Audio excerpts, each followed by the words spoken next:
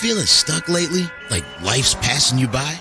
Get to know M.A.Y.A. Acronym My Ambition, Your Ambition. Reconnect with your dreams, your goals, your ambitions. Find your motivation and start to live the life you desire. Explore the M.A.Y.A, My Ambition, Your Ambition podcast at M.A.Y.A.Akai.com.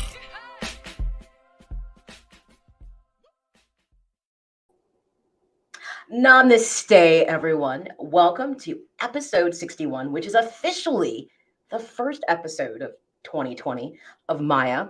And it's an episode that I really felt was worth revisiting because it's what you should lead with when you talk about wanting to get to the best version of yourself, which, that's what we're all about here at M.A.Y.A. So, I'm still committed to saying that I'm that podcast that likes to embrace the salient topic of mental wellness and those 5 domains we talk about: emotionally, mentally, financially, physically, spiritually. You exist in all those realms and they all impact you in different ways. Sometimes if your finances are bad, then mentally, emotionally, you might be in a bad place. If you're physically ill, you might be in a bad emotional space. So they're so interconnected, and understanding those domains are so important. And that's why I try to take the taboo out of talking about, I say, mental wellness versus mental health or even mental illness, because we all have times when we struggle and our mind requires checkups from the neck up, just like everything else you do. So if you can do an annual checkup every year, why can't you commit to the time you might need to put in to being in a better emotional and mental space? And that's what M.A.Y.A is all about. It's about the perspective you take on this. It's focusing on pulling back that veil of self-doubt and self-sabotage that plagues so many of us in our lives, and to help you identify the ambitions, what it is that you really want out of your everyday life, because we like to believe it becomes a collective experience, and quality turns into then quantity over time, to help you harness that motivation that you might need, that gentle budge you might need from me, to help you focus on your mental wellness, to yield the satisfaction that you want in your everyday life. So if you are a first-time listener, well, welcome. Buckle up for safety, because occasionally it can be an unexpected bumpy ride. I may say something that really might resonate with you that you hadn't considered or reflected on. And you may say, I didn't think about that. Or maybe it'll jar a memory. Either way, I always say, if we're going to do the work, we have to get uncomfortable to get to that best version of ourselves. Of course, there's a rule of the podcast. You work at your own pace. So if you're a returning listener or viewer, pretty much the routine. I always say to people, hey, grab a pencil, pen, papers. Maybe you can jot down something that kind of pops into your mind.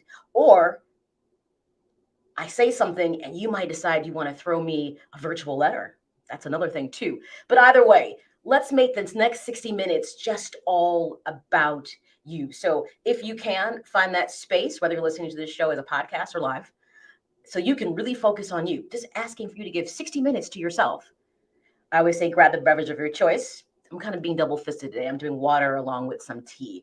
But whatever you do, it's 5 o'clock someplace, so you may have a glass of wine, whatever it is to help you to relax and to focus on you as we jump into episode 61. And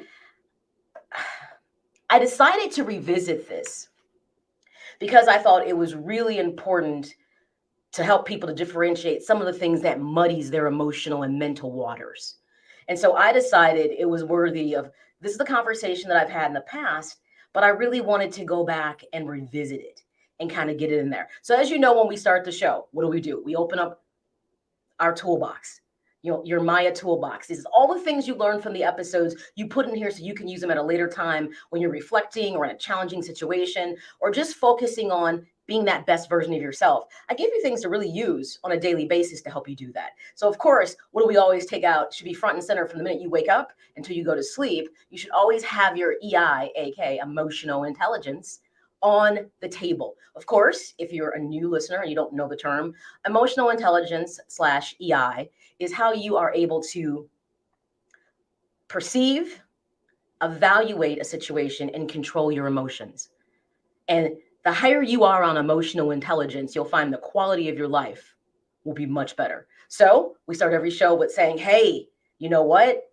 Get your EI on the table. And FYI, there's a whole episode about emotional intelligence that you can listen to. You can always find episodes of Maya on iTunes, Apple Podcasts, Google, iHeartRadio, Amazon Audibles, Spotify, the list goes on. All you do is have to search Maya, My Ambition, Your Ambition, and you can listen to the show. Of course, you can always subscribe to my YouTube channel. Just search M.A.Y.A. You're going to scroll through a whole lot of Japanese anime, and boom, there I am. Like, subscribe, share with everyone, because hey, maybe you might not get something from the show, but maybe somebody else with. And of course, you can always listen to episodes of Maya at mayakai.com. So those are the different ways if you want to get back into those other 60 episodes. And there is one specifically about EI. You can go back and check out that episode and kind of get yourself up to speed. Remember, we work at our own pace. There's 60 episodes. If you're back in 40 still, I'm okay with it, because that means you're taking the time to do the work. It's not about rushing through the episodes. It's about taking the nuggets out the episodes so you can really focus on getting to where you want to be emotionally, mentally, physically, financially, spiritually, all those things. Whatever the order of importance is to you. Hopefully you've got mentally and emotionally high level there along with health.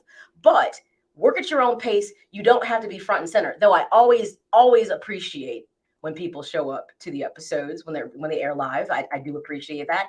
But if you don't, I'm not going to hold it against you. Another way you can interact with the show is you can always, whether you're on Facebook or you're on YouTube, you can drop something into the comment section and I can share it on the screen. I'll make sure I read it for people who are just listening to the podcast. So that's how you can get interactive. Or let's just say that I happen to say something that gives a deeper question for you.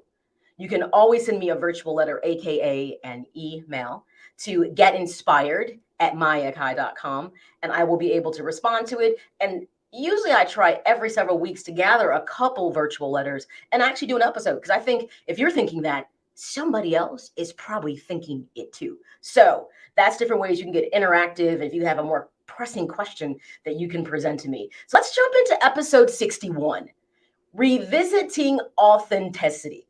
And it's funny because a lot of times, it's the new year, it's the new you. And I was like, well, what was the new you last year? Did you achieve any of the goals that you set for yourself?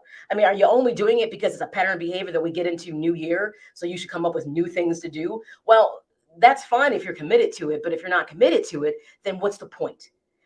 If you're doing the work 365 consistently because you're dialed in, that's the best work you can do. And it isn't based on a resolution. It's saying to yourself, I realize there are dimensions of myself where I need to do work, and here's where they are. And you start doing it. So don't water down the importance of working on the best version of you to a resolution. Make it a lifestyle, a change. And that's when you begin to really reap the benefits of emotional intelligence and how it kind of permeates throughout your life. So as I was putting this episode together, I felt like it was important to revisit it, because I think it's very easy for these things to get lost in translation about the best version of yourself, the best you. And then we talk about authenticity. So the question goes, who are you? And I don't think it's wrong to occasionally ask yourself that question to know if you're in line with your core values. Because, that's a whole nother area. I always say, you're doing the right things if you're doing things that align with your core values. If you start doing things outside of that and it doesn't feel right, there's a reason why it doesn't feel right, because you're straying away from at the essence of who you are. And the question becomes, why are you doing it? So the question that I pose in this episode is, who are you? Because being you is very multidimensional. People just don't understand the layers that there are to being a human being legitimately. So this question really arises about, are you not living as your authentic self, which, by the way, isn't always 100% of the time. But what most people don't know is that your authentic self is completely different than your best self. They can be overlapping to a degree, but they have different purposes and dimensions. And I really want to make sure, as you push through this year, this tool you're really using on a consistent base, working on your authentic self and allowing it to breathe and get air, while you're always trying to be that best you. So the best self is a version of you that usually societal or cultural norms often encourage you to strive for. Greatness, often leading you to your best self. But in often doing this, you might leave out or even marginalize or fully edit out that version of you that's authentic, because maybe it doesn't align with what the best you expectations kind of throw out there at you. In this episode, we're going to tackle not omitting so much of your authentic self and realizing there's a time and a place for being you, and knowing when to be your best self and when to let your authentic self shine through, and dedicate the efforts focus on understanding specifically what that means. This episode, we're going to explore, like I said, those multifaceted layers of personality. And it doesn't mean that you're nuts or that you've got multiple personalities. No, even personalities have layers to them. And it's understanding how they blend or how they separate that overall totally impacts your individual human experience. And that's what we're going to jump into in this episode. So let's start with your authentic self. Let's start at the self, that part of you that often kind of gets edited out more than it should, or pushed to the back burner, or it's a secondary kind of focus or concern. Because we got to be able to differentiate between the two. So your authentic self is what comes naturally to you, versus your best self is what you become, that what is the ideal better version of yourself. But it's often based on rules or expectations that are culturally based, societally based, family, even occupational, religion. All kinds of things can impact what you believe the best version of you is. So let's pull it apart a bit more. Let's talk about the best self, because that's where we tend to spend a lot of our time and energy in working towards what we think is fantastic or amazing versions of ourselves. So the idea of the best self is, it's developed often, like I said, based on rules and expectations that can be cultural, societal, family, occupational, religion. We tend to fashion our thoughts, behaviors, and even our actions in the ways that we come to believe that's more desired within the systems that we function in. So, for instance, like, and here's the thing, a best self is not a bad thing. This isn't about good or bad. It's about balance and having this self experience, so to speak. So, for instance, there's some things that are led in society, for instance, that we say, one, you should be a good student.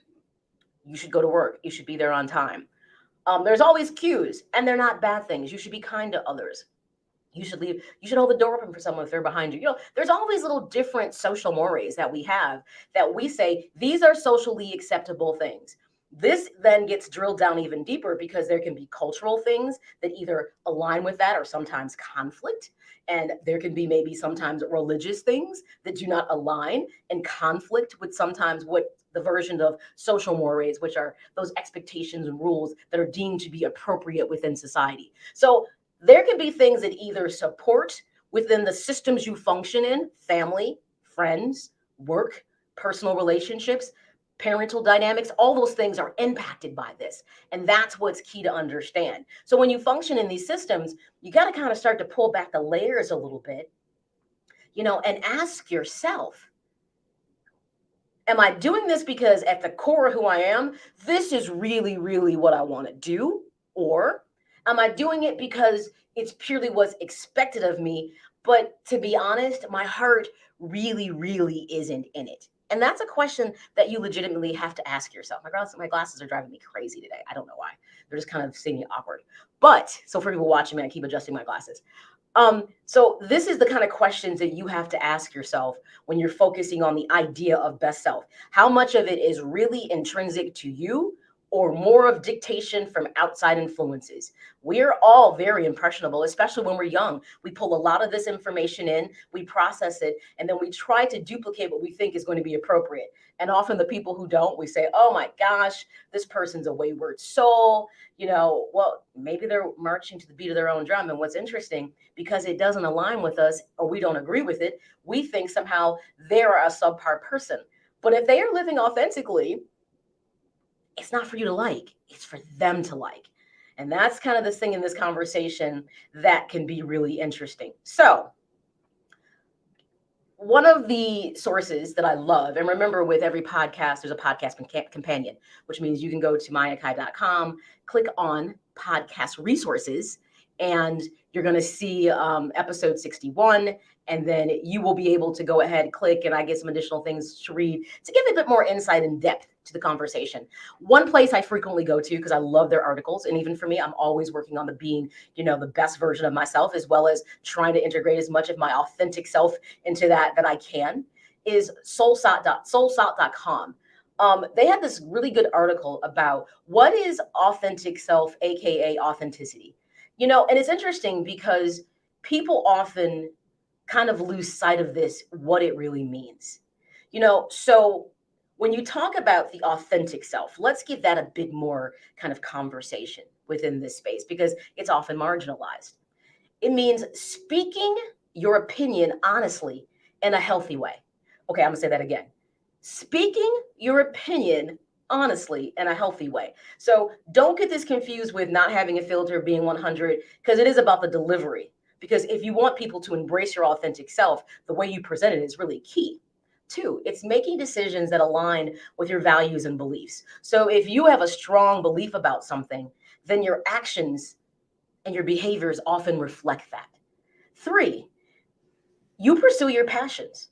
You have something you found that really means a lot to you. I don't care what it is. It could be, rescuing animals. It may be, volunteering at your local shelter. Whatever it is, you allow yourself to really dive into your passion, and you don't always allow it to be pushed to the back burner because you let other things take a priority over it. Four, you listen to that inner voice guiding you forward. That self-talk piece is so important.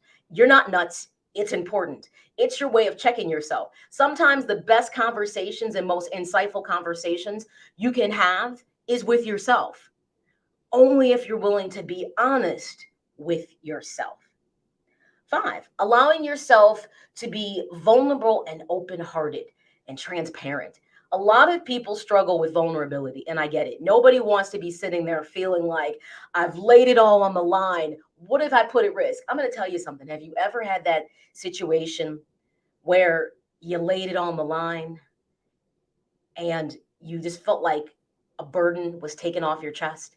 You felt good that you spoke your truth. This is what authenticity is. It doesn't mean you keep muting yourself to make other people comfortable and you're constantly uncomfortable and you're not being true to how you feel, or you're just kind of going along with something because you don't want to rock the boat. Lastly, it's setting boundaries and walking away from toxic situations, because you keep in mind, if you keep having to cross boundaries to accommodate other people, the question is, why do I have to keep crossing boundaries to accommodate other people? Why are they more important than me? And if you don't feel there's reciprocity in all this heavy lifting and boundary crossing that you're doing, you need to go back and really evaluate that situation or that relationship dynamic to figure out, why do you have it? Do you feel like you got it by default? Like we do that with family. We have default relationships and we feel like we have to foster and nurture things that are purely unhealthy. Just because you're related to somebody doesn't mean that you are allowed to be abused. And if it means you have to create space or walk away, then you do. But sometimes we will give family the biggest pass because blood allegedly is thicker than water. But if you're always bleeding, how is that a good thing? Emotionally bleeding, that is, mentally bleeding. How is that a good thing? So those are some key components. If you're trying to figure out where you're at with your authenticity, those are 6 things that you can focus on to kind of give yourself some direction to follow. The thing I want you to keep in mind with this is learning how to be your authentic self is crucial part of you building a meaningful life and genuine relationships with people. When you can be you, not just the best version of you, because sometimes that's why that vulnerability piece, when you're kind of assessing this, is important. When you feel like, something, everybody thinks I'm a really strong person, so I'm afraid to say I'm hurting or I'm not okay or I'm breaking down because I put the best version of myself is I'm a rock, I'm strength, I'm the person that people come to. Well, what? You're supposed to be isolated on the island of people who are strong and fall apart because they're afraid to be vulnerable? So you have a meaningful life and relationships when you let people in and they come to understand, I'm sorry, I kind of just totally misunderstood that you weren't in a good place, but I didn't even think to ask you. But given the situation, maybe I should have. I just kind of overlooked the fact that you always handle things so well. I didn't think there were any cracks. That's it. But if you're vulnerable and being transparent and open, people can see you. And when people can see you, what's important, they can see you be happy as well as they can see you be sad and be supportive and present in both of those moments with you. The other thing about authenticity that people really have to keep in mind is it happens with your words, your actions, and behaviors are consistently matching your core identity or beliefs. So when you're doing things that you know are right, that really fall in line with your convictions and your morals and values, and I always tell people there's an episode on core values. If you haven't figured that out in this journey, I'm not sure whatever the age groups kind of range and who listens to the show, you really need to get acquainted with what matters to you and why does it matter to you, because even core beliefs can be corrupted. If you adopted somebody else's belief and you always kind of wavered in it, then the question is why. I'll give a prime example because it's always good to share, as your friendly, mental health wellness advocate. I should share and give insight. I'll be honest. So I was baptized Catholic, went to Catholic school from like birth to 12th grade. And I'll be honest, it never resonated with me. Catholicism never resonated with me. It's got nothing to do with it's not wrong, it's not right. It just wasn't me. I had a lot of questions of things that didn't make sense because, my inner Vulcan, the logic pops out. There were some things that I questioned that I just didn't sit well. And then as things kind of came along, and I'll be honest, when scandals happen, I found I distanced myself more because I said, in the face of the kind of things that are happening, you're asking me to have faith. It's not just in the religion, but in God. But if you are supposed to be the conduit of God to me, and you're allowing people within your inner circle to do such awful things, now I'm really not feeling you. And that's really when I walked away. I just was disenchanted. That was me though. But on the other hand, for some people, Catholicism, it works for them. I'm going to tell you something. Based on the tenets of things like cardinal sins and the 10 commandments, if I pull those things alone, which are not just unique to Catholicism, obviously, I could still be a good person regardless. So, but someone chose a religion for me. That's why I kind of like parents who just, they say, I don't know if that I really want to decide a faith for my child. So they may decide to be non-denominational. And if their child decides they want to, as they get older, pursue something more or not even be religious, they don't hold it against them. They let that make a connection because ultimately it is like, where do you stand with your God if you feel there's a God? I'll be honest. So I love people who don't choose a religion off the top automatically because they want their child to have the experience and decide if they do want to be involved in a religion, what path they choose to walk. This is why many people later in life change religions, because there is an enlightenment that comes from that that's different than anything they had in the past. And it doesn't mean that first part of the journey was wrong with that religion, just maybe something didn't resonate anymore and they were looking for something deeper and they found it somewhere else. It's that simple. So just know, when you talk about your authenticity, when you're doing your temperature check on it, your words, your actions, your behaviors should consistently, frequently, as much as possible, match your core identity. And I'll be honest, we all struggle with that.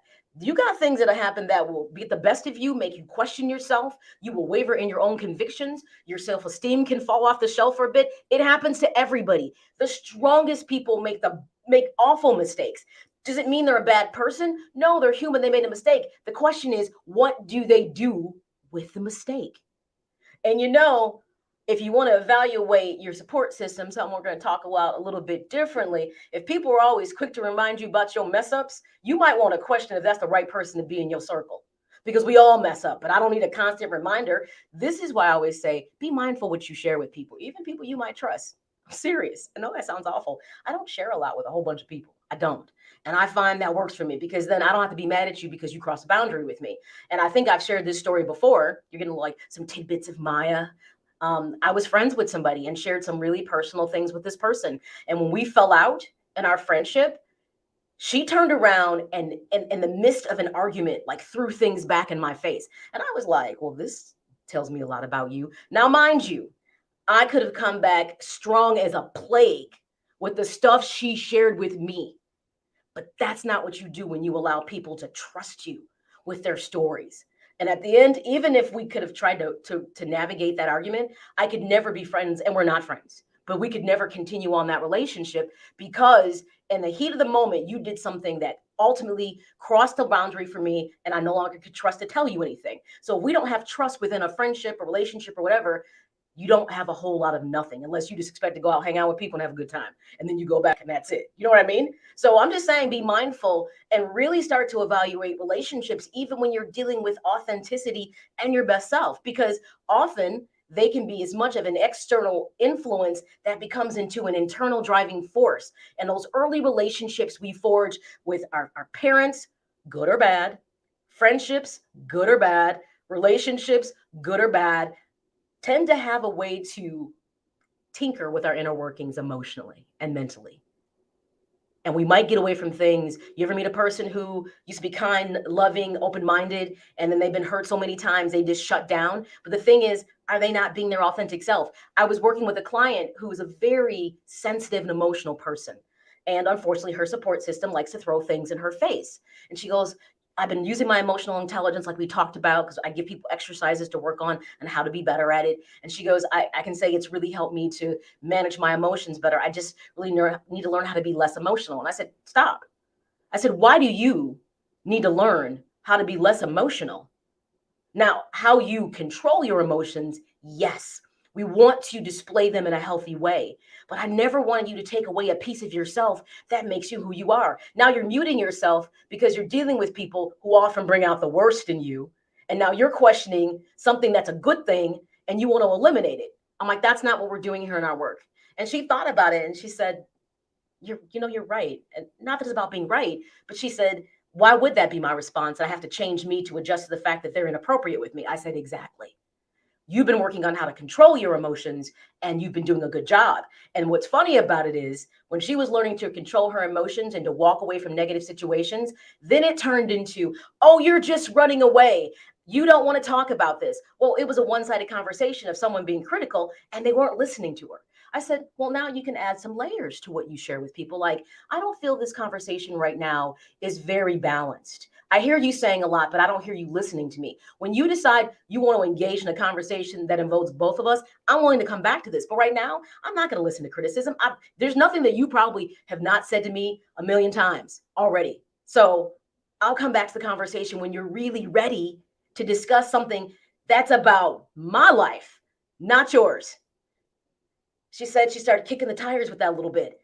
And people were like floored. They were like, I mean, mind you, her delivery wasn't quite like mine. I'm a little unruly. But she did find that inner voice and walked away. And when people accused her of running away, she goes, I'm not running away. I'm walking away from what right now is a toxic conversation that I don't want to have. We can talk about this because it is about me when you really want to listen. And she said she started to see some shifts in those relationships reluctantly because she was consistent. She was tapping into her authentic self. She was finding that voice and she wasn't afraid to share it. And it's so interesting that people often struggle with that. Welcome to the show, Ryan. Can you control your emotions? Of course you can. Now, I'm going to tell you something. Does it not mean that somebody sometimes cannot get the best of you? Because some people sometimes can just be your trigger. Real talk. They get to opening and flapping their gums, and you're like, but how you control the emotion is feeling the symptoms. It's like a sickness. You know when you're ready to pop off because you can feel your body temperature rises, your heartbeat goes faster. The minute you start getting those physical cues that something's affecting you, this is where you have to do what I call the Sherlock Holmes method. So, the Sherlock Holmes movies with Robert Downey Jr. You know the scenes where he stops before an event happens and he's like, this is going to happen, then that will happen, and then I will do this, and that will happen, and I will do this. And at the end, this is how this situation will end. That's what you do. Now, mind you, you can't give yourself a mental play-by-play of what might happen, but you already know one or two things can happen. Either I can be Peter Popoff and really give you a piece of my mind, which maybe I shouldn't do at the moment if I'm angry, because you don't want to have to go back and take back and apologize for something you never should have said, because when you realize that you weren't in a good emotional space, remove yourself. And this is when you say to people, you've said something that really has hit me hard. I need to think about this. I can't do this conversation. And you got aggressive people. You got some people who will pursue you like hot and heavy to have the conversation. When you see that and they refuse to respect the fact that you're saying to them, I need an emotional and mental timeout, that tells you a lot about you and even more about them. So yes, you can control your emotions because we're no longer children. We should know the people who trigger us. You should learn what triggers you so you know your boundaries. And when you get too close to that boundary, you're like, oh, I might step over the line, and we know what happens. Because trust me, we've all done it.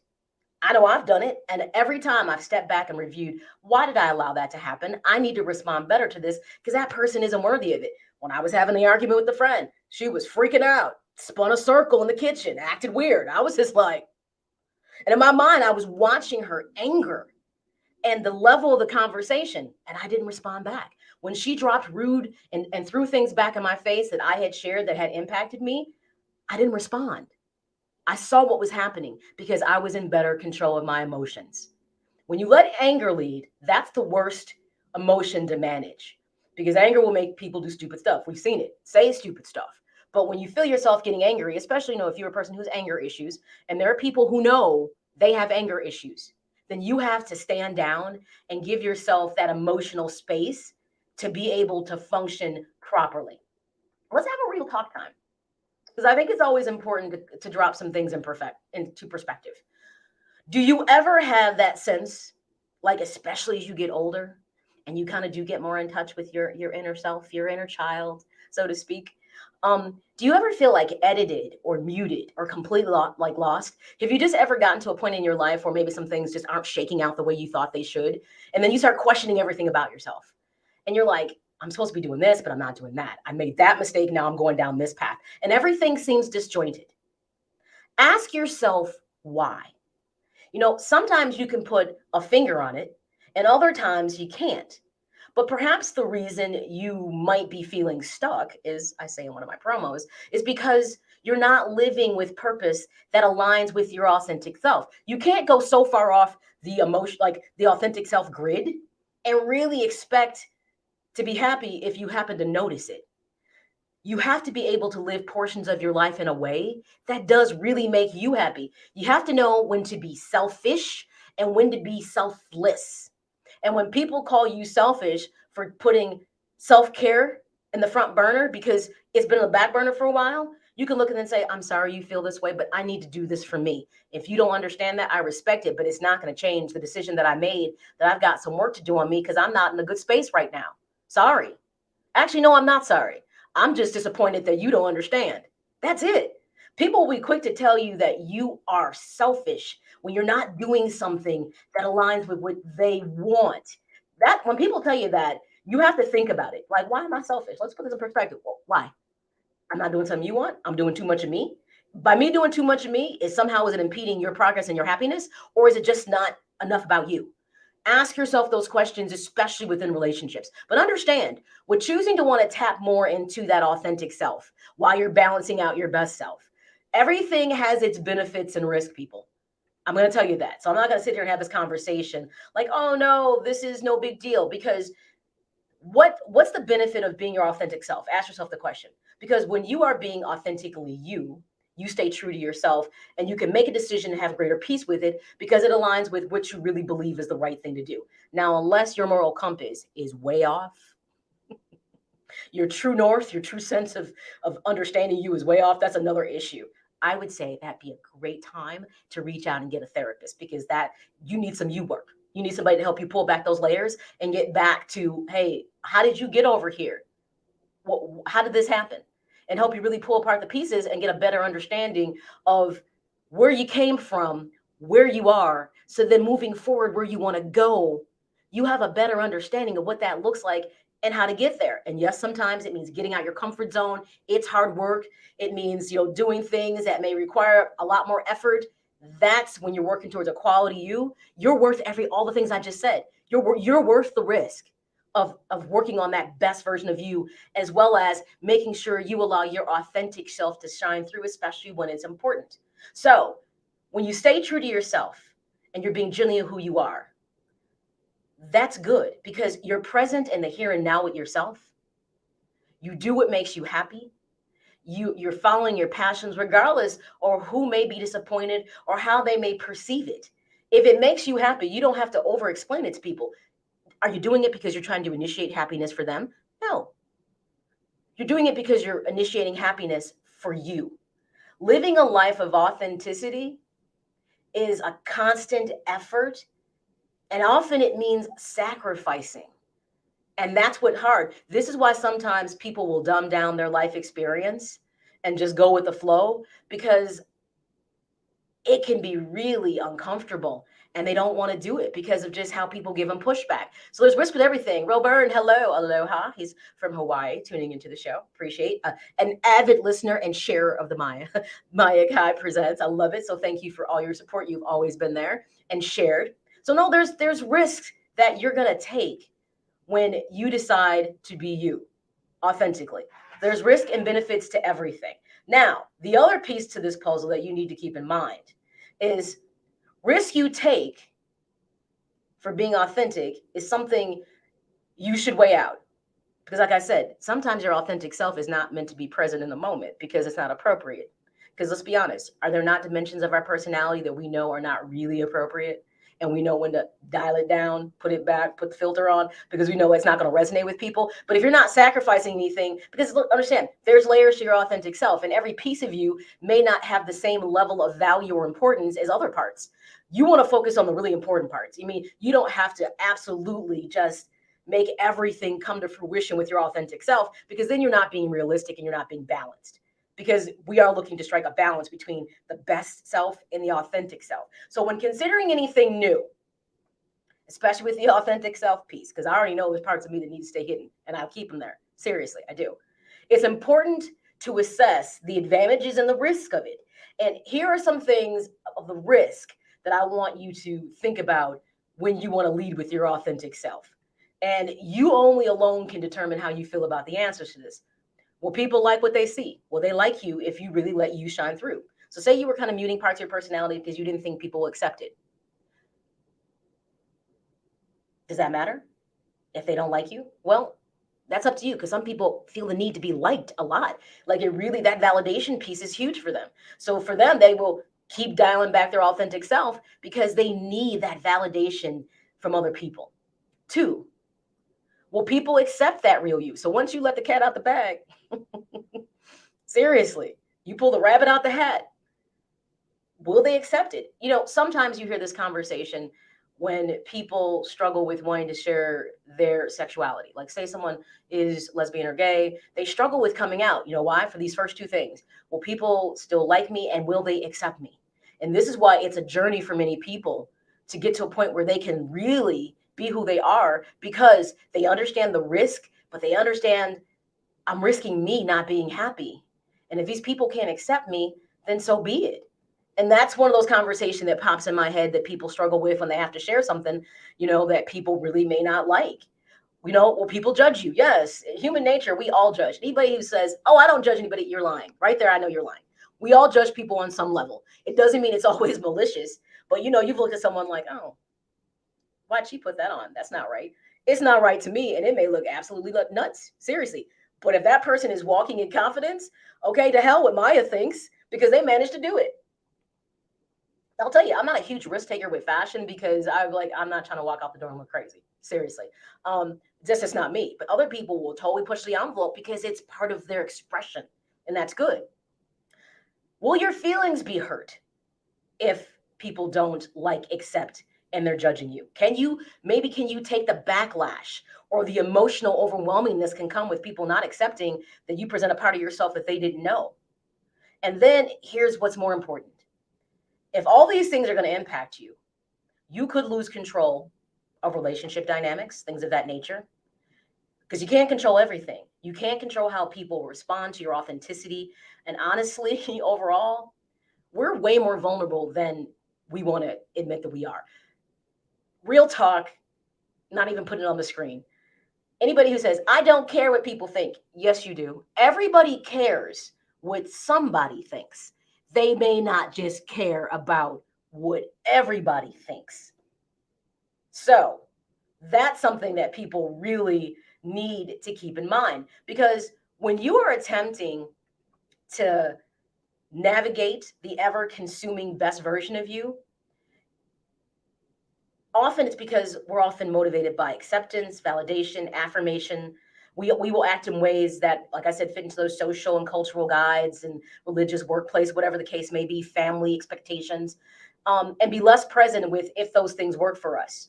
We are very influenced by our everyday world. And those are patterns of behavior that are instilled in us in children to follow the yellow brick road. Don't step off it, because at the end of a yellow brick road is the glorious, you get to go talk to the wizard and maybe get some questions answered, whatever. But the thing is, some people step off the yellow brick road and they're like more interested in what's happening with the flying monkeys. Does that make it wrong? No, it doesn't. Their curiosity is different than yours. It doesn't have to match up. So no, it doesn't mean that you're bad or not good, but it also does mean when you're working so much on being that best version of you, you got to ask yourself, am I stymieing living with purpose and passion that really aligns with me? Am I pigeonholed? Am I handcuffed by expected norms? Remember, when it's all said and done, you become the judge and the jury of how much you're going to lean into the best you, that's the expectation of the outside world, and allowing your authentic self to exist. You get to make that decision. You're the one who's navigating this. Let's take a quick break. When we come back, we're going to jump into differentiating that authentic self versus the best you a little bit more. Because if you're going to begin to explore this, then I think you really need to have a good understanding of what specifically that it means, how to navigate it, and be honestly, to be able to know the difference. Because I have this sinking suspicion. I have a lot of people that have probably blended or don't even know and just assume that, well, I thought I was doing purpose and passion, but is it yours? So we're going to jump into making sure we can truly differentiate this a bit more when we come back after the break. You're tuned into Maya, My Ambition, Your Ambition. This is episode 61. We're revisiting authenticity, because if you're going to be doing work 365, this is one of those toolbox moments I want to make sure that you're using properly. All right, we'll be right back after this break. I can't breathe. I have migraines, numbness, weight loss. I live with it every day. The illness that I'm suffering from is an anxiety disorder, and it deserves to be treated like any other illness. But it's not.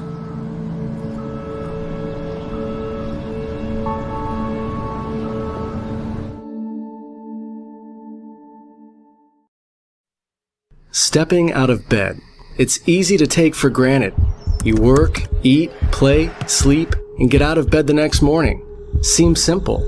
But if you're one of 25 million individuals in the United States living with major depression, sleep isn't always so easy. Neither is navigating your daily life free of guilt or hopelessness, or having the ability to enjoy time out with friends, make simple decisions, enjoy hobbies, or go to work.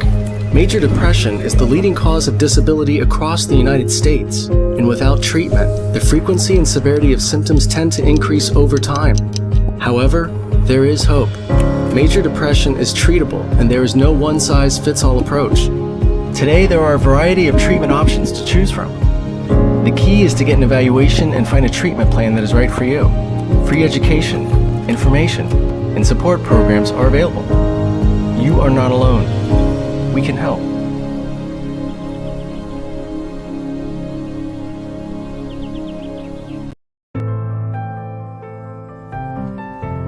It's okay to think you're in a toxic relationship with the world right now. It's okay to feel like your world is changing. It's okay if it's hard to find the words to express how you feel. It's okay to feel like you just want to become someone else. It's okay if you're panicking over an inability to control your life right now. It's okay to have trouble maintaining your normal routine while staying home. It's okay if you're feeling more cynical than usual. It's okay if you want to curse more than you usually do. It's okay to wear your favorite tank top several days in a row. It's okay to miss your job. It's okay to just stay quiet. It's okay to be depressed. It's okay to talk to your cats like they understand what you're saying. It's okay not to feel the most fabulous right now. It's okay. It's okay. It's okay. It's okay. It's okay. It's okay. It's okay.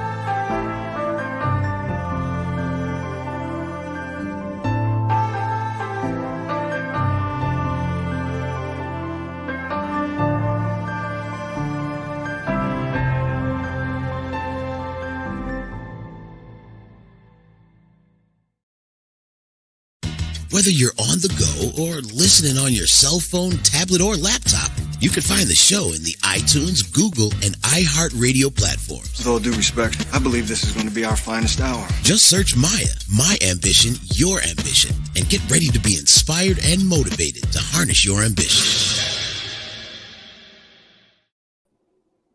Welcome back to Maya, My Ambition, Your Ambition, episode 61, revisiting authenticity, something that I want people to take from the back burner, put on the front burner, actually open up and look at what's in the pot. Because is this a key ingredient that's missing in the life that you're cooking up for yourself? That's what it all comes down to. And so often we're willing to mute or sacrifice being who we really want to be, to appease, to fit in with others, when at the end of the day, the question is that the right perspective to have? Yes, it does matter that you do seek approval or understanding from people, but it shouldn't be the driving force behind deciding who you're going to be. So before the break, I'd said when we come back, we're going to jump into talking about how to differentiate the authentic you versus the best you. So it's important to understand, like I said before, we are multifaceted, beings in regards to our daily lives. We do more things on a daily basis than we ever really know. I mean, we multitask in ways, and often many different demands happen from us than we realize. I can honestly say I have watched people in the scope of when I'm in the emergency department. I've watched some of these nurses literally manage things in ways that are so complicated and hard. And my heart goes out to them, because at one point it got really ugly with people coming in. It was like tons of, people coming in sick and demanding, and it was just not a good scene. And I watched people really kind of hit their breaking points at times, like, I'm doing the best I can. And I said, you know what? And that's all you can do. They're just in a bad space. They don't understand it. Don't take it personal, because they don't know you. They have expectations that may not even be realistic. And for most people, they were kind of able to, take a couple deep breaths and say, that is true. I shouldn't over internalize this. It's just frustrating when it happens over and over and over again. And it was definitely a wave that was rising. So, it's interesting that often we have demands on us on a daily basis that we often don't even understand. So when I say that, the way we live, the way we love, the way we learn, the way we hurt, and most importantly, the way that we heal, you got to be mindful for what that really looks like for you. Healing for you may not look the same as it does for somebody else. You may have a greater need. You may need more people around you. Other people on the other side, part of their healing process is more time alone to reflect. They can energize themselves. They don't overthink it. But my thing is, don't marginalize it. And it's sad sometimes. You'll be like, I just think like that person's being really needy right now. Well, if that's what they need, then it's needy. It's not your neediness. It's their neediness. And sometimes you have to be able to acknowledge that and not work at fixing it, because if that's who they are and they're letting it come through, then so be it. We like to label things like that sometimes. I don't think that's healthy. You got to step back and sometimes look at the totality of the situation. So the more you understand that getting to the best version of yourself, not the best self, but the best version of yourself, which is a blending of allowing your authentic self to have space within that best self, is intricate, and it's many experiences that have many nuances that involve, trial and error in some cases, hard and fast mistakes, along with, limitless success. It's a recipe that's not written down, that's different for everybody. And we shouldn't expect for everybody to have the same perspectives. And we often do this. If you don't think my way, you're wrong. Well, okay, you're allowed to think that way because that's your opinion. Doesn't align with mine. But I can still respect we think differently. We can agree to disagree. When people say that without trying to some people will say that and they're not being open-minded. Some people will say, you know what, we don't see eye to eye on this, but I'm willing to agree to disagree. But I hear what you're saying. That's respectfulness. And learning to be able to say that and share that with people is really key. It would be easier to get to where you want to be if you come to understand that self-acceptance is the key to it all. You believing in you, not others. Let's have a toolbox moment, because we never leave episodes without having our toolbox moments, because you got to have something you take from the episode. I want you, because someone asked earlier, can you control your emotions? And you can. It doesn't mean that sometimes you won't have a moment, because we have moments. Sometimes compounding issues just hit the trigger and it's not our best selves. And we tend to know it when we've done it. And good people will go back and say, I'm sorry. in this situation, I responded in a way that I shouldn't, and I apologize. Because remember, one of our big things here is we are learning to respond and not react, because that's what emotional intelligence helps you to do. I want you to start to take notice when you feel your most authentic, or think back in the past, like, this is when I really felt like I was really living in the vein of where I wanted to be. Things were flowing the way that I wanted. I felt like I was just front and center with myself versus others. What were you doing in those moments is the question. Who was around you when you were having what felt like your best authentic moments? And really, how did it feel? When you were being authentically you, did you embrace it and love it? Or did you feel guilty? Did you feel shameful because maybe it didn't fall in line with social mores and expectations and norms? I want you really to begin to understand and recognize internal versus external influences. We are constantly bombarded with external influences that shape our lives. But once you recognize that, you can decide if that's an influence you want to turn off, maybe dial it down a bit. It's up to you. If it's not really resonating with you, we figure it out. And ways you can do this, ways that you can begin to get back in touch with your authenticity if you feel like maybe it's left the building. You got an APB out of, hey, Maya, can you come back? Here's some things I want you to think about and start to do. Be present. Gain perspective. A need for people to be able to learn how to be in a space with themselves, which means to shut down, not go off the grid and just lose yourself, but to shut down, not just to quiet distractions. Because sometimes we have way too much mental clutter and we're focusing on someone else, or we're reacting to external situations or factors. You got to become aware of that, your own state of being. So when things are starting to impact you, like you're getting angry, this is when you have your Sherlock Holmes moment and you're like, why is this impacting me this way? Let me think about this. You shut down and you reflect. You're present in the moment. Even if that moment is anger, if you can pull yourself away and just reflect on it.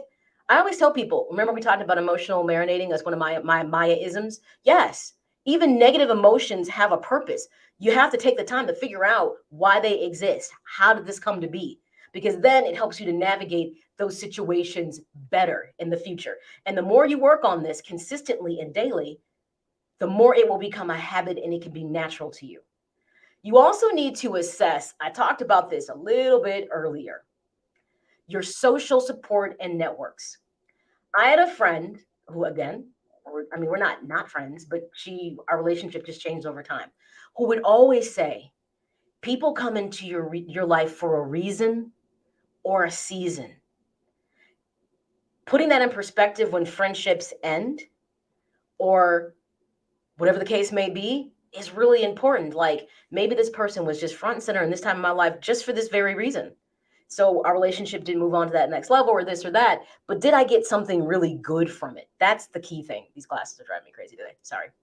So when you assess your social support and networks, that means I want you to intentionally give yourself time to reflect on the time and attention that I give to other people. Are they truly being themselves? Do I really feel like I know them? And am I supporting them on their journey? And will they support me on mine? Or are they going to judge me, not accept me, make me feel bad about maybe something that's key about me? So I think it's important. You got to look at, do you have people around you that will legitimately support you and can be honest about if they don't, why? Take inventory of your social circles from time to time and look at who's surrounding yourself with, and make sure you have more supportive people who lift you up, who can encourage you to shine and be your true self. Seriously, I have a friend that I see different dimensions of her all the time. And I can tell when I feel like she's being her authentic self when we're around certain other people versus other people. She will dial back, be quiet.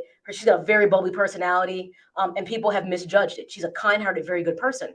And I've watched her have a whole shift just to kind of, not be what it's looked at as being too much. And then in other circles, I've watched her be exactly who I know that she is. And I'm okay with that because she's learning to make that shift to make things work. I don't think when she mutes herself that she does it because she feels like she has to. She just doesn't want the criticism that she'll get from people because she's gotten in the past, and she decided, I just don't want to do it. So she picks and chooses when she lets her authentic self out, and then she enjoys herself. And she said other times it's just not worth the headache it might bring. She's made that decision, and I'm like, there's nothing wrong with it if that's how you feel.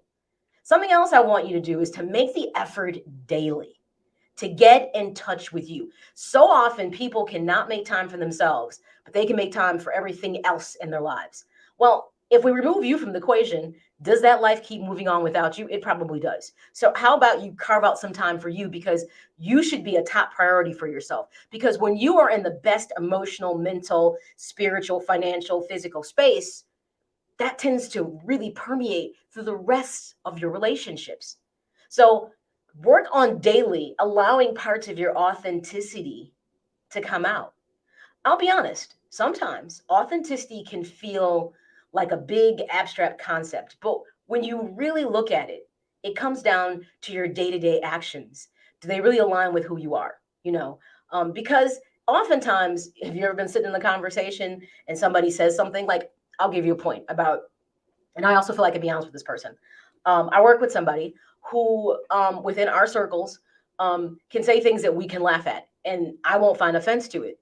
But I have said a couple times to her, I'm like, you can't say that around everybody, right? Because they're not going to understand it. She's being herself. I think she's probably one of the most authentic people that I know. I swear to God. And if I'm wrong about that, I'd be shocked. She's the most consistent and personality. And I mean, and you can tell when you've upset her, but generally speaking, she's the same person all the time. And I think she lets herself really shine through. But I've said to her, I was like, you can't say that around everybody. And she's like, why? I said, are you serious?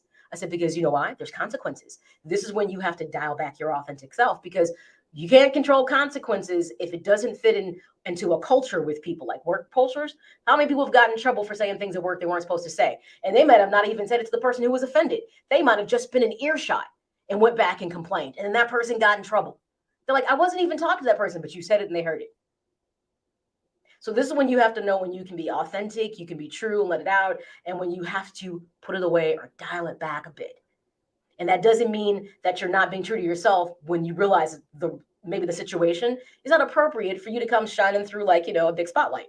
It is what it is. So work on daily. It's the small moments, the things that you say, your decisions, your actions that really add up. And, if there's a time where you hear somebody saying something that doesn't resonate with you, and you can be honest and say, I don't agree with that, and I've had some deep conversations with people. That's letting your authentic self come through because it doesn't align with your core value. Let's be honest. A couple years ago, people stopped being friends just because of political beliefs. That's what I'm talking about. Best you, like, I fall in line with this political thing. You're over here. We don't see eye to eye. So there's a lot of things that impact the way that people think. So those are some things that you can work on to put in your toolbox to really focus on, obviously, getting more in touch with your authentic self and understanding how to incorporate it more into your life to be balanced, so you get that authentic self, that best self, and then that becomes the best version of you because you're not muting parts of you to accommodate others. You're allowing yourself to shine through. So let's do the episode takeaways. This saying says it best. This is by Neil Parishka, who's an author of You Are Awesome. When you're authentic, and actually I'll share this on the screen because I think it's totally worth it. And what he says. I did not read the book, but after I read this, I was like, I'm going to look this up, and it's on my list of things that I want to definitely look at. He said, when you are authentic, you end up following your heart. You put yourself in places and situations and in conversations that you love and that you enjoy. You meet people that you like talking to. You go places you've never dreamt about. And you end up following your heart and feeling very fulfilled. It doesn't get better than that. You are awesome. And yes, there might be some parts of you that may not be awesome to everybody, but if it works for you, that's okay. Because we have to get past this feeling that we always have to validate ourselves to make other people happy, so to speak. So, my final thoughts. Actualizing on your authentic life starts with intention. You got to be committed to this. You alone decide where the best you ends and the authentic you begins. Or maybe you found a way to blend them together. The key to all of your happiness, honestly, I swear that you and you alone can be the captain of that ship and where it sails. You decide how and who you're going to weather a storm with, but more importantly, how you're going to enjoy the voyage. And a lot of times we don't realize we are the architects, we are the captains, we are the generals. When life puts you in battles, okay, you may lose some, but hey, it's the war we're working towards. And a lot of times people surrender too much of themselves, and when they realize it, it might be too late. Well, everybody, we've come full circle. Thank you for being here with me for this 60 minutes. I appreciate it. Episode 61, the first episode of 2022 of My Ambition. This was revisiting authenticity because I felt it was worthy of a little bit more conversation as we're moving towards doing 365 of work, the daily work. So thank you for listening to this episode. As I said, the whole purpose of the podcast is to help you identify your ambitions. See, that's that authenticity piece, your ambitions, and to harness that motivation and figure out how to be able to get there, help you to acquire the success and satisfaction that you seek in your daily life. That's the key thing. Remember, you can always find episodes of M.A.Y.A, the whole other 60 of them, and this soon will be in the collection, available in iTunes, Apple Podcast, Google, iHeartRadio, Amazon Audibles, Spotify. Just search M.A.Y.A, My Ambition, Your Ambition. You may even have to throw in the M.A.Y.A. You might have to throw it in there that way. But also there's an easy way to do this too. You can always subscribe to my YouTube page. Just search M.A.Y.A, and all the episodes are there. And then you don't have to do all that searching, via podcast platforms. Or, hey, you can just go to MA.com. And again, you don't have to go searching through all those podcast platforms. Not that I'm saying. But make sure you like, subscribe, and share MA.com as well as my YouTube page. Appreciate the support that everyone gives and they share. It means a lot to me that people stick through the journey. So until next time, you know how I always end the show. And I think it's super important. Remember, as I borrowed this from Pearl Jam, your present becomes your past and your future is no more. It's a lyric from a song. So make the most of every single day. Be well, stay safe, but more importantly, keep being absolutely amazing. And I'll see you next week for episode 62. Ciao.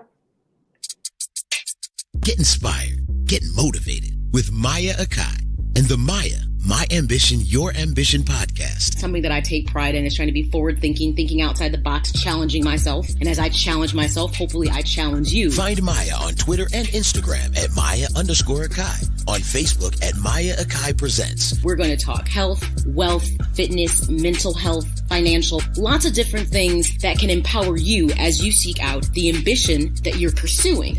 Or get everything M.A.Y.A at MAYAAkai.com.